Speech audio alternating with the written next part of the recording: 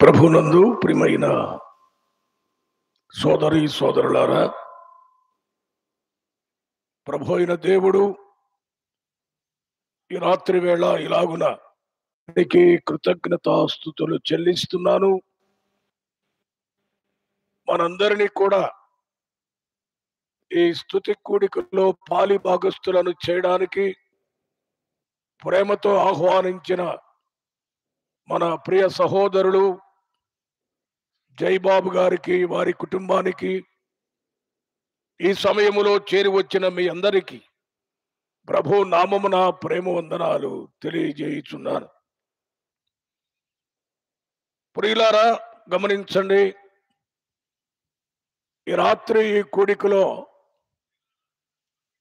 దైవ వాక్యాన్ని నేను ప్రకటించక మునుపు నాకున్న సంతోషాన్ని మీకు తెలియపరచాలని ఆశిస్తున్నాను. ఇక్కడికి వచ్చి కూర్చున్న తర్వాత జైబాబు గారు వచ్చి 2 మాటలు నాతో చెప్పారు. చాలా సంతోషంగా ఉన్నాయి.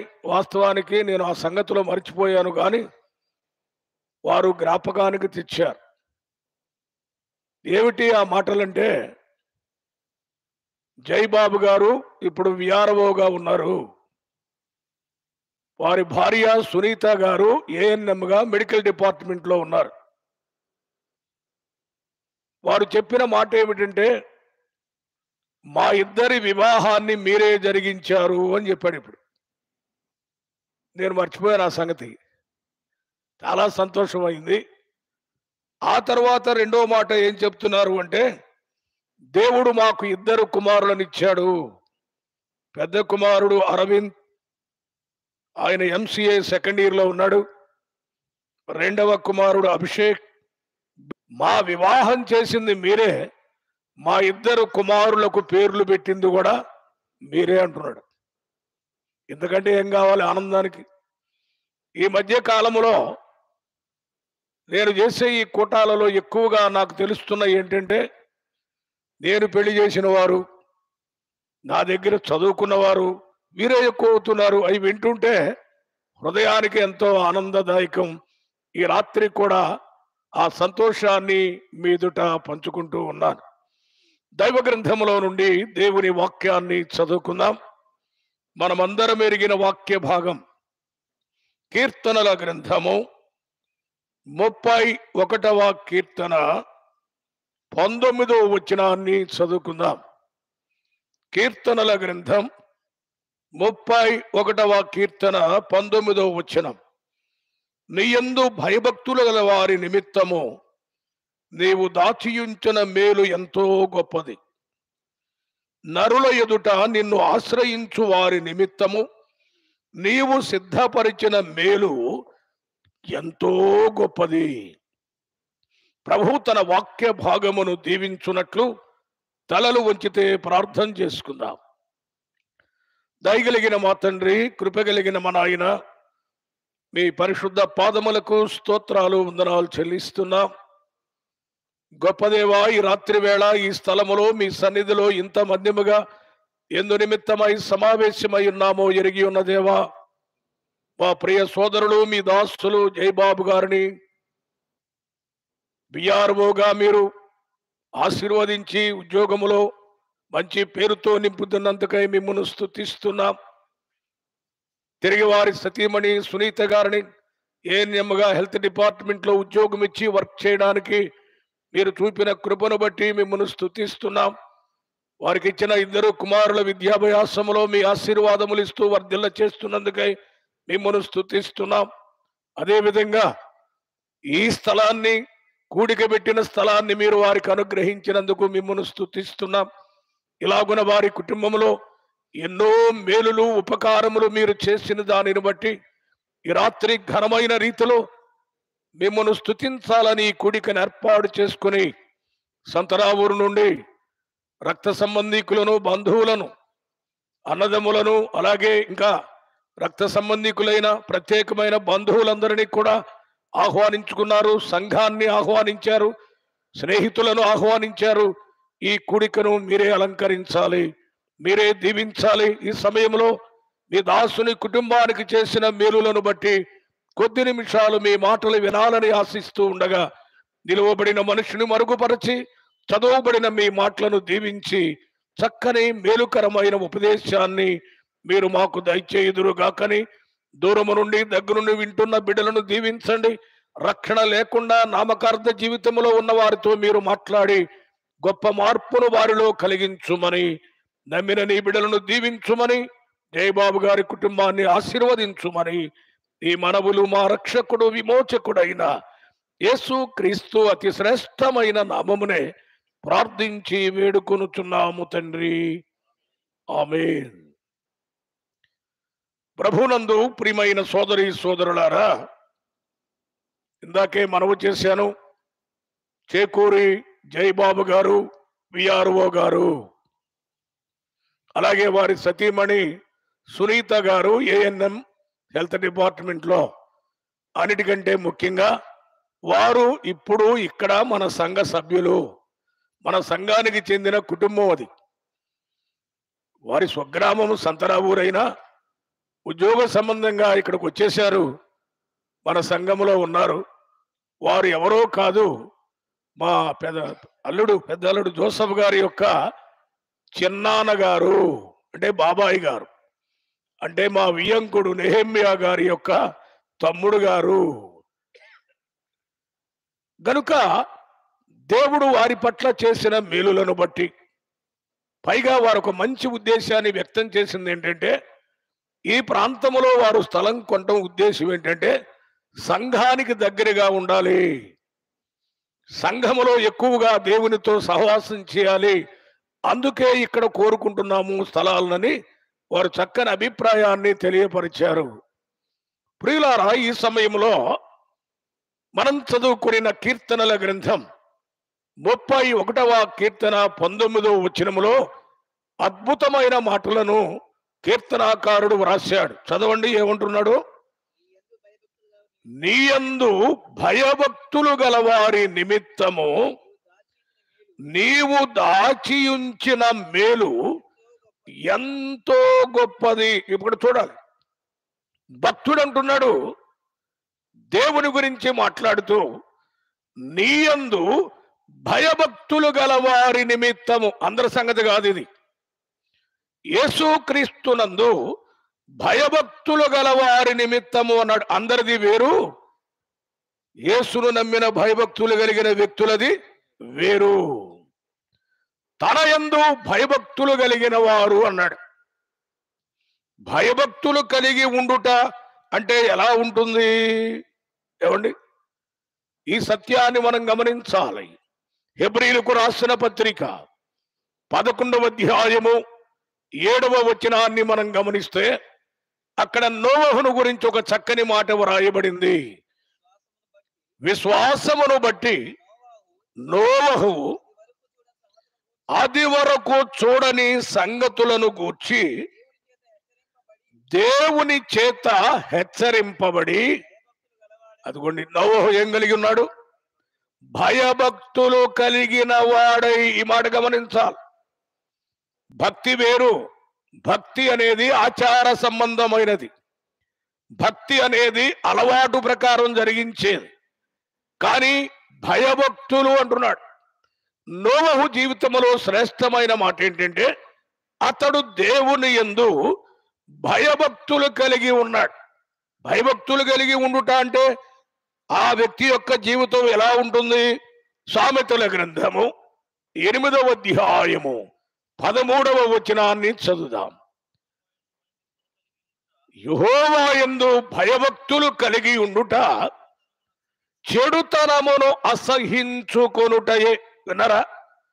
ఒక వ్యక్తి దేవుని యందు భయభక్తులు కలిగి ఉన్నాడు అనడానికి రుజువేది చెడుతనమనే పాపాన్ని అసహించుకునేవాడుగా ఉండాలి. పాపం పాపమే, ప్రార్థన ప్రార్థనే, పలహారం పలహారమే అంటే జరిగేది కాదు. ఈ సత్యాన్ని గమనించండి. ఒక వ్యక్తి దేవుని యందు భయభక్తులు కలిగి ఉండుట అంటే చెడుతనాన్ని అసహించుకోవాలి. మహాజ్ఞాని సొలొమోను ప్రసంగి గ్రంథం ముగింపులో అన్నిటినీ రీసెర్చ్ చేసిన తర్వాత ఒక సందేశాన్ని చివరిలో చెప్తున్నాడు. ఏమంటున్నాడో చదివితే ఆశ్చర్యంగా ఉంటుంది. ప్రసంగి గ్రంథం 12వ అధ్యాయము 13వ వచనాన్ని చదువుదాం. అదిగోండి, ఆ లాస్ట్కి వచ్చేసాడు ఆయన. ఇదంతయు వినిన తరువాత తేలిన ఫలితార్థం ఇదియే. ఏమిటి? చదవండి. విన్నారా? రాజుగారి మాటలేనండి.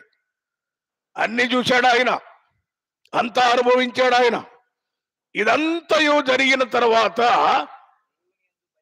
తేలినది ఏమిటి అంటే దేవుని యందు భయభక్తులు కలిగి ఉండుటయే మానవ కోటికి విధి. అంటే ఇక దిక్కు లేదు మానవుడికి అన్నాడంతే. దేవుని యందు భయభక్తులు కలిగి ఉండకపోతే వాడి జీవితం వేస్ట్ అంటున్నాడు ఆయన. మానవ కోటికి విధి ఇదే అంటున్నాడండి. ఆలోచన చేస్తున్నారా? దేవుని యందు భయభక్తులు కలిగి ఉండుట, ఈ సత్యాన్ని మనం గమనించాలంటే పాపమును విడిచిపెట్టుట, క్రీస్తు ప్రభువుని రక్షకునిగా అంగీకరించుట, ఆయన శిలువ రక్తము చేత కడగబడి ఆయన బిడ్డగా మార్చబడుటయే దేవుని యందు భయభక్తులు కలిగి ఉండుట. అలాంటి వారి కొరకు ఇప్పుడు చదవండి, కీర్తన 31:19. నీయందు భయభక్తులు గల వారి నిమిత్తము నీవు దాచియుంచిన మేలు ఎంతో గొప్పది. ఈ మాట గమనించాలి. మనకు తండ్రులు ఉంటారు, తల్లులు ఉంటారు, ఉద్యోగస్తులై ఉండవచ్చు, ఆస్తిపాస్తులు కలిగిన వారై ఉండొచ్చు. వారు తమ బిడ్డల కోసం ఏదో ఒకటి దాచి పెడతారు. అది మానవ సహజం. పెట్టేవాడు పెడతాడు, లేకపోతే ఆరిపి కూడా వెళ్తాడు. ఇవన్నీ మనకు లోకంలో తెలిసాయి అనుకోండి. కానీ ఒక మంచి తండ్రి సామెతల్లోనే ఉంది, తన పిల్లలను ఆస్తికర్తలుగా చేస్తాడు అని సొలొమోను రాశాడు. అలాగున మానవ మాతృలైన తండ్రులే తమ బిడ్డలకు ఏదైనా దాచిపెట్టి ఆస్తులిచ్చే పని అయితే, పరమందున్న దేవుడు, తన రక్తము చేత కొన్న దేవుడు, కడిగిన దేవుడు, తన స్వాస్థ్యముగా చేసుకున్న దేవుడు తన బిడ్డలకు ఏం చేస్తాడు అంటే గొప్పగా ఏదో మేలులు దాచి ఉంచాడు. ఈ సత్యాన్ని మనం గమనించాలి. దేవుడు తన బిడ్డలకు ఏది చేసినా మేలే చేస్తాడండి. మీకు కావాలంటే 2-3 మాటలు జ్ఞాపకానికి తెస్తాను. కీర్తనల గ్రంథం 34వ కీర్తన 10వ వచనాన్ని చదువుదాం. యెహోవాను ఆశ్రయించు వారికి ఏ మేలును కొదువై ఉండదు. ఈ మాట గమనించండి. అంటే దీన్ని బట్టి మేలులన్నీ ఎవరి? యెహోవాను ఆశ్రయించడం అంటే యేసును రక్షకునిగా అంగీకరించిన వాడికి అన్ని మేలులేనండి. అద్భుతమైన మాట మనం చూస్తూ ఉన్నాము. సరే, ఈ రాత్రి విస్తారంగా మాట్లాడడానికి అవకాశం లేదు, వెనక కార్యక్రమాలు ఉన్నాయి గనక నేను త్వరగా ముగింపులోనికి వస్తున్నాను. మన దేవుడు మేలు చేసే దేవుడు, తన యందు భయభక్తులు గల వారికి. అయితే కీర్తనాకారుడు ఏమి రాశాడు? 31వ కీర్తన 19వ వచనం మరలా చదవండి. నీయందు భయభక్తులు గల వారి నిమిత్తము నీవు దాచియుంచిన మేలు ఎంతో గొప్పది అన్నాడు. ఎంత గొప్పది కాదు, ఎంతో గొప్పది. అంటే దేవుడు తన బిడ్డల కొరకు దాచిపెట్టాడు. ఏం దాచిపెట్టాడు? ఎంతో మేలు దాచిపెట్టాడు. ఆ లెక్క ఏంటో మనకు అర్థం కావట్లేదు, ఏం దాచాడో మనకు తెలియటం లేదు. కానీ మొత్తానికి మనకు దాచాడు. ఈ మాటలు వినేటప్పుడు మనకేమనిపిస్తుందంటే అదేదో మనకు తెలిస్తే ఆనందం, కానీ తెలియకుండా ఏంటో దాచాడంటే ఏమిటండి అసలు అని అనొచ్చు. కొరింథీయులకు రాసిన మొదటి పత్రిక 2వ అధ్యాయం 9వ వచనములో పౌలు భక్తుడు ఈ విషయాన్ని ప్రస్తావిస్తూ చక్కని మర్మముతో కూడిన సంగతిని తెలియపరిచాడు. చదువుదాం, చూడండి. ఇందును గూర్చి, అదిగోండి, దేవుడు తన్ను ప్రేమించు వారి కొరకు ఏవి సిద్ధపరచెనో అవి కంటికి కనబడలేదు, చెవికి వినబడలేదు, మనుష్య హృదయమునకు గోచరము కాలేదు. ఇంకెందుకయ్యి? దేవుడు సిద్ధపరిచినవి కంటికి కనబట్ల. ఏమంటే మనకేదన్నా ఇదిగో నీ స్థలం ఎక్కడుంది, నీ పొలం ఎక్కడుంది అంటే కదా మనకు నచ్చేది. కనబడంది ఎందుకు? వందలే అంటే సరిపోద్దా? నీకోసం ఉంచేనులేండి సరిపోద్దా?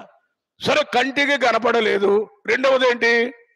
చెవి కన్నా వినబడాలి. అబ్బాయి ఫలానా చోట నీకెందుకులో, నువ్వు చూడకపోయినా పర్లేదు, జాగ్రత్తగా విను, డాక్యుమెంట్స్ రెడీ ఉండేలే, ఫలానా చోట ఉందని చెవి కన్నా వినపడటం లేదు. మూడోది ఏమన్నాడు?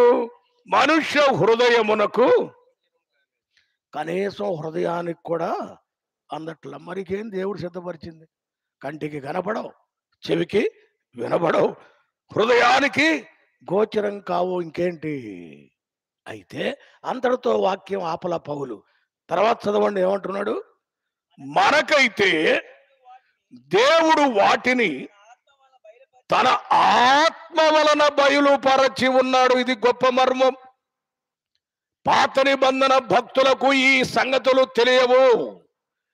దేవుడు దాచినవేంటో వారికి అర్థం కాలేదు. కానీ పౌలు భక్తుడు అన్నాడు, మనకైతే దేవుడు వాటిని తన ఆత్మ ద్వారా బయలుపరిచాడు. అంటే ఇప్పుడు మనకు తెలుసా లేదా? ఏమండి? బయలుపరిచాడు అంటే మనకు తెలుసా లేదా? మీకు ఏది చెప్తే అనుమానం ఏమంటారు అని. ఎందుకంటే తెలుసు అంటే ఎక్కడుండే చెప్పమంటాడేమో, తెలియదంటే వాక్యంలో బయలుపరిచాడు అని ఉంది కదా అంటారా అండి? అందుకే నేను అప్పుడప్పుడు అడుగుతుంటా, భక్తులవే కానీ మనం బైబిల్ మనకు తెలియదు. తెలిసినట్టు పెద్ద ఫీలింగ్లో మనం ఉంటాం. మనకు తెలియని సంగతులు ఏముందంటారు? ఏం తెలుసండి? ఏం తెలుస్తాయి మనకు? జీవితంతో వెచ్చించినా మనకు తెలియదు. ప్రపంచ బోధకుడు స్పర్జన్ దొరగారు యేసు ప్రభువు చెబితే వినాలి, స్పర్జన గారు చెబితే వినాలంట. అంతటి నానుడి ఉంది వారిద్దరి మధ్య. ఒకరోజు ఒక వ్యక్తి ఆయన దగ్గరికి వచ్చి, అయ్యగారు, అబ్బా మీరు మహా గొప్ప బోధకులండి, బైబిల్ మొత్తం మీకు తెలుసు, ఔపాసన పట్టేశారు మీరు, మీ దగ్గర ఎన్నో సంగతులు ఉన్నాయి బైబిల్ మీద, మీరు బాగా ఆకలింపు చేసుకున్నారు అని మాట్లాడుతుంటే, అవును అనలా ఆయన. బాబు, బైబిల్ అనే సముద్రములో ప్రస్తుతము నేను గిలకల లోతులోనే ఉన్నాను, ఇంకా పైకి రాలా. ఏమండి? స్పర్జన గారు లాంటి స్థితి అంటే అంత రాదనుకుంటూ ఉంటున్నా. మనలో ఎవరికన్నా ఉంటే మనం అసలు ఇక్కడ ఉంటామా?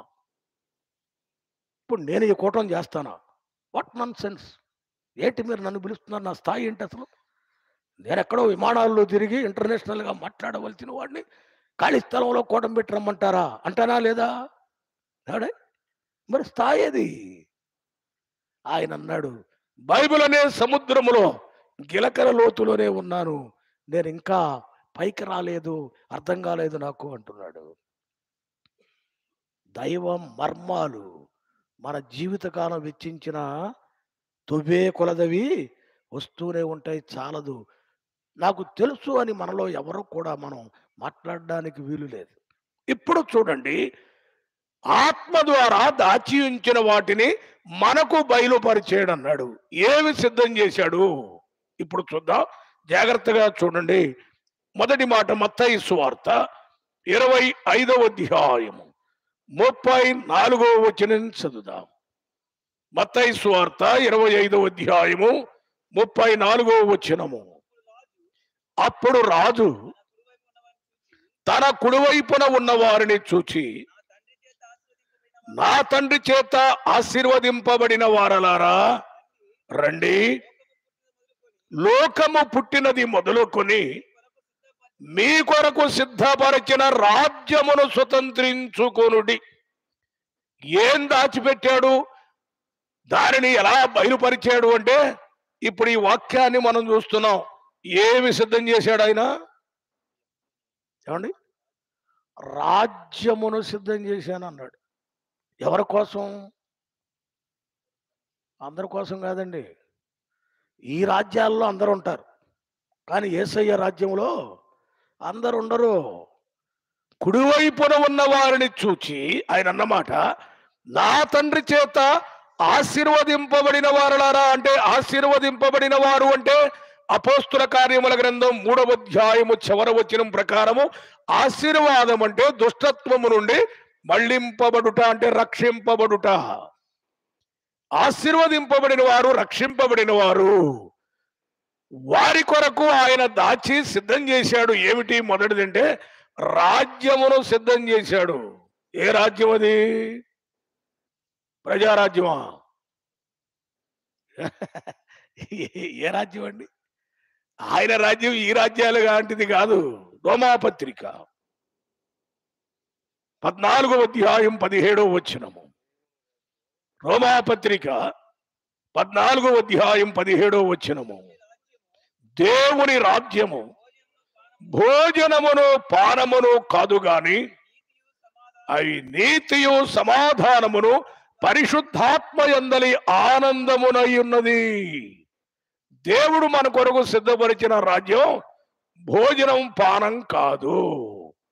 మరి ఈ లోక రాజ్యాలన్నీ ఏం చెబుతారు ఏమండి? ఇలా కానా కపడా కాపీ అని ఒకటి ఉండేది ఇదివరకు. ఇందిరాగాంధీ స్లోగన్ కానా తిండి, కపడా బట్ట. ఇక మూడోది కాఫీ, అంటే నార్త్ వాళ్ళు అంతా తాగుతారు కాబట్టి అది. ఇప్పుడు మనకు ఈ రెండు, భోజనము పానం. ఏ ప్రచారకుడు వచ్చిన పార్టీ నాయకుడు ఏటి గురించి మాట్లాడతాడు ఏమండి? ఎన్టీ రామారావు గారి దగ్గర నుంచి వినండి, ఆయన ఏం చెప్పుకొచ్చాడు? కిలో 2 రూపాయల బియ్యం కదండి. అక్కడి నుంచి వచ్చాడు కిరణ్ కుమార్ రెడ్డి గారు, కిలో రూపాయి అన్నాడు. అవునా కదా? సరే, అక్కడి నుంచి ఇంకొక ఆయన వచ్చాడు. ఇంకా పేర్లు వద్దు కానీ మనకు పొలిటికల్గా ఎవరు చూసినా దేని గురించి మాట్లాడుతున్నారు? భోజనం గురించే మాట్లాడుతున్నారు. రెండవది నీరు. అంతేనండి. రాజశేఖర రెడ్డి గారు ఉన్నప్పుడు నీరు మీరు అన్నాడు ఏమండి? ప్రజలు అన్నారు ఇంకో గవర్నమెంట్లో, అరే సాగునీరు లేకపోయినా తాగునీరు అన్న ఇవ్వండి అయ్యా ముఖ్యమంత్రి గారు అంటున్నారు ప్రజలు. అంటే దేనికోసం? ప్రజలకి రెండే కావాలి కనుక ఆ రెండే చెబుతారు. కానీ దేవుని రాజ్యంలో ఏముండవు? ఈ బియ్యం గొడవ ఉండదు, ఈ డ్రింకింగ్ గొడవ ఉండనే ఉండదు. అది దేవుని రాజ్యం. ఇంకా చాలా మాటలు ఉన్నాయి, టైం లేదు, వెళుతున్నారు. మొదటిది, దేవుడు తన బిడ్డల కొరకు రాజ్యాన్ని సిద్ధం చేశాడు. నమ్మిన వారికి, అందరికి కాదు. ఈ సత్యాన్ని గమనించాలి. రెండవదిగా మనం చూస్తే హెబ్రీలకు రాసిన పత్రిక 11వ అధ్యాయము 16వ వచనాన్ని చదువుదాం. దేవుడు ఏమి సిద్ధం చేశాడు? అయితే వారు మరి శ్రేష్టమైన దేశమును, అనగా పరలోక సంబంధమైన దేశమును కోరుతున్నారు.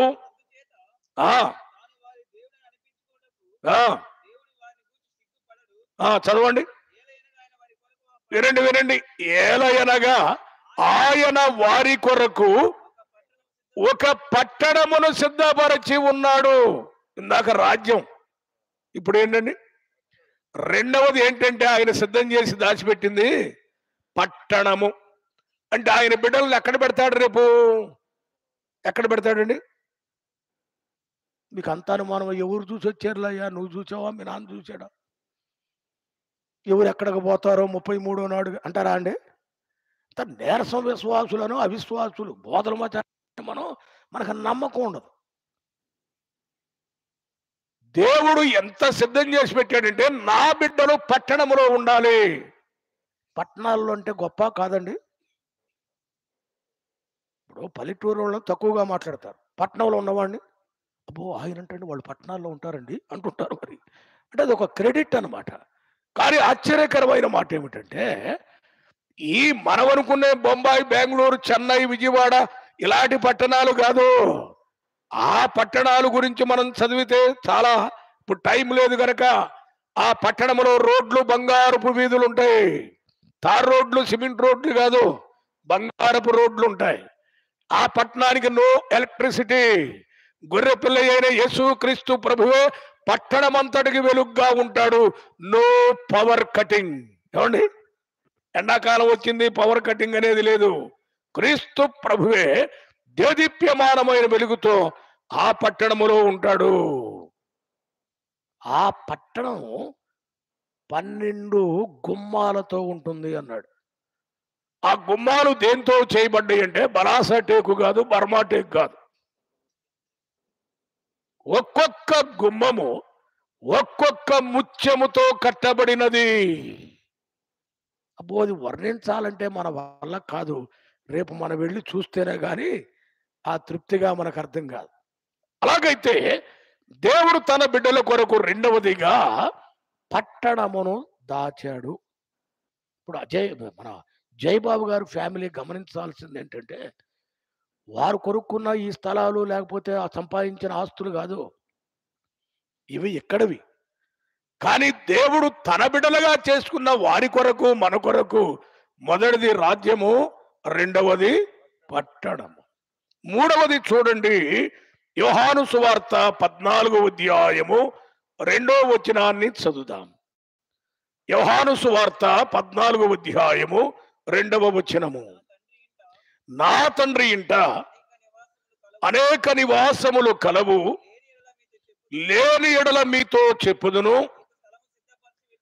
అదిగో మీకు స్థలము సిద్ధపరచ వెళ్ళుచున్నాను. మూడవది ఏంటి? ఇప్పుడు మనము జయబాబు గారి కుటుంబానికి చెందిన స్థలంలో, కోటంలో ఉన్నాం. దేవుడు ఈ లోకములో ఇది ఆయనకి సిద్ధం చేశారు వారికి. కానీ అద్భుతమైన మర్మం ఏంటంటే, అదే దేవుడు పరలోకములో స్థలాన్ని సిద్ధం చేశాడు. అమరావతిలో స్థలం ఉందంటే అబ్బా ఎంత రేట్ అండి అంటున్నారు. ఏమండి, మరి పరలోకంలో స్థలం ఉందంటే అసలు ఉందా అంటే పరలోకంలో? మళ్ళీ అన్ని అనుమానాలే. వాడెవడో అంగారహ గ్రహంలో ఫ్లాట్లు వేస్తున్నారంట. అమెరికా వాడెవడో ఎక్కడుండి డబ్బులు కడుతున్నాడు.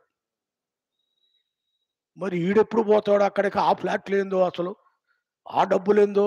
అంటే ఇంగ్లీష్ వాళ్ళు కూడా ఎంత పిచ్చోళ్ళు అయ్యారంటే, వాడికి ఎక్కడ ఉంటావు నచ్చట్లా, ఎక్కడికంట అక్కడికి పోతాడంట. అక్కడ కట్టుకోవాలంట, ముందుగానే అడ్వాన్స్ చెల్లించి డబ్బులు కట్టి. అసలు ఒక లేడీ కూడా అండి, బెంగళూరు ఒక లేడీ కట్టింది.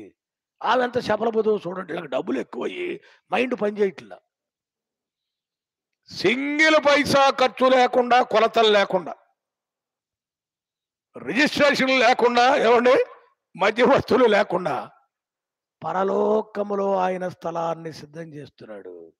ఎంత గొప్ప ధన్యత అండి! ఆ స్థలములో ఎవరుంటారు?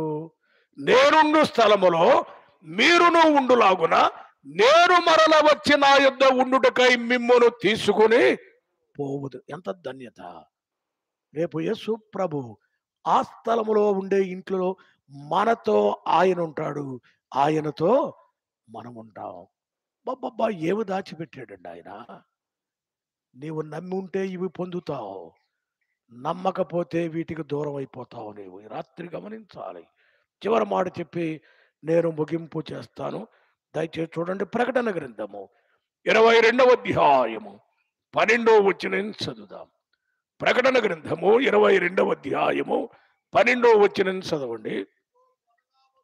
ఇదిగో త్వరగా వచ్చుచున్నాను, వాని వాని క్రియల చొప్పున ప్రతివానికిచ్చుటకు నేను సిద్ధపరిచిన జీతము నా యొద్ద ఉన్నది. ఏం సిద్ధం చేశాడండి? జీతం. 4వది సిద్ధం చేసింది జీతం. జీతం అంటే అందరికి ఇష్టమా కాదా? నాకు ఇష్టం లేదనేవాళ్ళు ఎవరన్నా ఉన్నారు ఇక్కడ? పెన్షన్ రావట్లేదని తగా తీసుకుంటున్నారు. కానీ నాకు ఇష్టం లేదండి అనేవాళ్ళు ఎవరున్నారండి? ప్రతివానికి ఇస్తాడంట జీతం. నా దగ్గర రెడీగా ఉంది, సిద్ధం చేశాను జీతం, ప్రతివానికి ఇస్తాను అంటున్నాడు. అయితే వాని వాని క్రియల చొప్పునంటే దేవుని కొరకు వారు చేసిన కార్యాలను బట్టి. ఎంతసేపు మనం ఈ లోకాన్నే తౌడుకుంటూ, ఈ లోకంలో వాటినే ప్రేమిస్తూ, ఈ లోకం మీదే ఆధారపడి ఉంటే అక్కడికి పోయిన తర్వాత శూన్యంలో ఉండాల్సి వచ్చింది. ఏముంటుంది అక్కడ? ఇక్కడ ఆయన కొరకు పని చేస్తే, ఇక్కడ ఆయన కొరకు ఖర్చు పెడితే, ఇక్కడ ఆయన పనిలో సజీవ యాగముగా మన శరీరాలను సమర్పిస్తే అక్కడ తగినట్టుగా జీతాన్ని దేవుడి, ఇక్కడ మనం చేసిన పనిని బట్టి అక్కడ జీతము సిద్ధమవుతుంది. ఈ సత్యాన్ని గుర్తించాలి. అంతేగాని ప్రతి వారికి ఇస్తానన్నాడు కాబట్టి అందరి జీతము ఒకటి కాదని గమనించాలి. పనిని బట్టే జీతం. పని లేనివాడికి ఒకటేను, పని చేసినోడికి ఒకటేనా? ఇప్పుడు నేను ఉదాహరణ చెబుతాను. ఆనందం గారు మనకు తెలిసిన వ్యక్తి కనుక చెబుతున్నా. ఆయన 50 ఏళ్ళు సేవ చేశారు. మొదట 20 ఏళ్ళు చూపు లేకుండానే సేవ చేశాడు. తర్వాత కాలు తీసేశారు. వీల్ చైర్లో అందుబాటులో సేవ చేశాడు. రేపు ఆయనకి జీతం ఒకటే, ఆయన కొడుకునైనా నాకు కూడా జీతం ఒకటే ఇస్తాడా? మీరు చెప్పొచ్చు, ఏం బాధపడను. ఇస్తారా అండి? ఆయన సేవలో చూపు పోగొట్టుకున్నాడు, సేవలో కాలు పోగొట్టుకున్నాడు. ఆయన జీతం వేరు, నేనేం పోగొట్టుకోలా. ఏమండి? ఏదో చేస్తున్నాను, ఇదేదో సగం దెబ్బతిన్న డ్యామేజ్ సరుకు ఇది. ఎందుకంటే సగం జీవితం లోకంలోనే పోయింది. ఆ జీతం రమ్మంటే ఎక్కడొచ్చుద్ది, నాకు ఎందుకు ఇస్తాడు? మీకు సంతోషంగా ఉంది నేనంటే, మరి మీ సంగతి ఏంటి? మీకెంత ఇస్తాడని అనుకుంటున్నారు మీరు? ఏ పని చేయని మీకు చిల్లర తప్పితే ఏం నోట్లు రావు, కట్టలు రావు. పని చేస్తే కదా రావడానికి. తెలుగులో ఒక మంచి సామెత, 4 దేవుడు దాచి ఉంచాడు కుటుంబానికి కానీ, ఈవేళ ఆయన బిడ్డలమైన మనకందరికి కానీ ఆయన ఉంచాడు. ఎందుకంటే ఆయన యందు భయభక్తులు గల వారికి ఆయన దాచి ఉంచిన మేలు ఎంతో గొప్పది కనుక, ఇంకా చాలా మేలులు ఉన్నాయి బైబిల్ గ్రంథంలో. వాటన్నిటిని ఆయన అనుగ్రహిస్తాడు కనుక జయబాబు గారి కుటుంబం దేవుని స్తుతిస్తూ, ప్రత్యేకంగా వారు పరిపూర్ణంగా తన హృదయాన్ని దేవునికి సమర్పించి ఆయన బిడ్డలుగా మార్చబడి ఆయన కొరకు జీవించి ఈ లోక సంబంధమైన వాటినే కాకుండా పర సంబంధముగా దేవుడు దాచి ఉంచిన వాటిని కూడా పొంది ధన్యులు కావాలి అని ప్రభుపక్షంగా నేను మనవి చేస్తూ ముగిస్తున్నాను. దేవుడి వాక్యములను మనందరి వినికిడిలో దీవించి ఆశీర్వదించునుగాక. ఆమేన్. ప్రార్థన చేసుకుందాం. దయచేసి స్థలాలు ఉంచండి. ప్రార్థన. దయగలిగిన మా తండ్రి, మీ పరిశుద్ధ పాదములకు స్తోత్రాలు వందనాలు చెల్లిస్తున్నాను. గొప్ప దేవా, ప్రియులు జయబాబు గారి కుటుంబం ఆశించిన రీతిగా ఈ రాత్రి చక్కని వాతావరణములో వారికి మీరు అనుగ్రహించిన విశాలమైన స్థలములో అనేక మంది ప్రజలతో ఘనమైన రీతిలో మీ సన్నిధిని మా కొరకు ఏర్పాటు చేసినందుకై స్తోత్రాలు. ప్రభువా, కరెంటు ప్రాబ్లం కానీ, మైక్ ప్రాబ్లం కానీ, ఏ విధమైన ఆటంకము కానీ లేకుండా అదృశ్య రూపిగా మీరు అధ్యక్షులుగా ఉండి మీరు జరిగించిన ఈ కూడికను బట్టి మీకు స్తోత్రాలు. ప్రత్యేకంగా ఈ కూడికకు సంతరావూరు నుండి పలు ప్రాంతముల నుండి చేరి వచ్చిన బంధువులను, సంఘ ప్రియులను, స్నేహితులను మీ నామములో మీరు ఆశీర్వదించండి. అలాగే ఇక్కడున్న దేవుని బిడ్డలందరూ కూడా మీరు ఆశీర్వదించండి. చక్కగా ప్రారంభం నుండి చివరి వరకు మీ అధ్యక్షతలో జరిగించారు. మీరు మా కొరకు ఏవేమి దాచి ఉంచారో వాటిని బయలుపరిచారు. మైక్ ద్వారా ఇక్కడ అందరూ కూడా విన్నారు. విడిచిపెట్టకుండా ఆలోచనతో ఉండి హృదయాలు మీకు ఇచ్చి మీరు దాచి ఉంచిన మేలులు పొంది మీ బిడ్డలుగా ఆనందించే కృపను దయచేయమని చక్కని ముగింపునిచ్చినందుకై ఘనత, మహిమ, ప్రభావములు మీకే ఆరోపిస్తూ ఈ మనవులు మా రక్షకుడు, విమోచకుడైన యేసు క్రీస్తు అతి శ్రేష్టమైన నామమునే ప్రార్థించి వేడుకొనుచున్నాము తండ్రి. ఆమేన్.